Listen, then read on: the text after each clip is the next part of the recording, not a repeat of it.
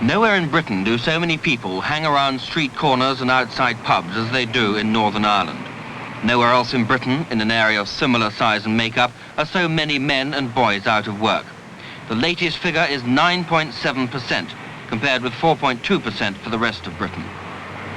But it is in Ballymurphy, on the edge of Belfast, which produces what are probably the most frightening and significant unemployment figures.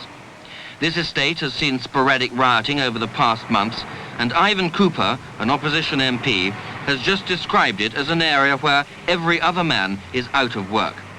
But one of the effects of the unrest has been to frighten away industrialists, so the jobs and prosperity which are desperately needed do not materialize. This doesn't mean to say there's no interest. New foreign firms do come here.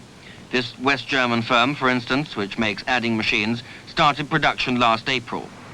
But another major problem here is that as they come, so there's a draining away of jobs in the old established industries of agriculture, textiles and shipbuilding. In the past 6 months, 14 firms have closed down and 1,300 people have been made redundant.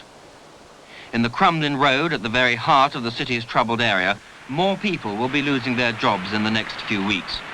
A textile factory, one of the biggest in Ulster and which employs 2,000 people, is to close its flax spinning mill.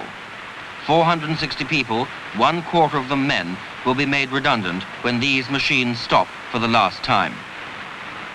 To encourage the industry it needs, Northern Ireland already has the most attractive incentives of any development area in Britain. But despite this, the Minister for Commerce, Mr. Bradford, is not happy about the immediate future. I'm worried because the future of industrial development in Northern Ireland really depends on whether we can restore the reputation of Northern Ireland and whether we can remove the fears which industrialists entertain about coming to Northern Ireland. And this boils down to getting rid of the violence on our streets and eliminating this picture of political instability. How many new foreign firms, in fact, came to Ulster last year? Very, very few. I think there was only one firm which came to Ulster, although we promoted 6,500 new jobs, and that was well up to the average of the previous 3 or 4 years, again incredibly. 90% of those came from expansions of existing industry.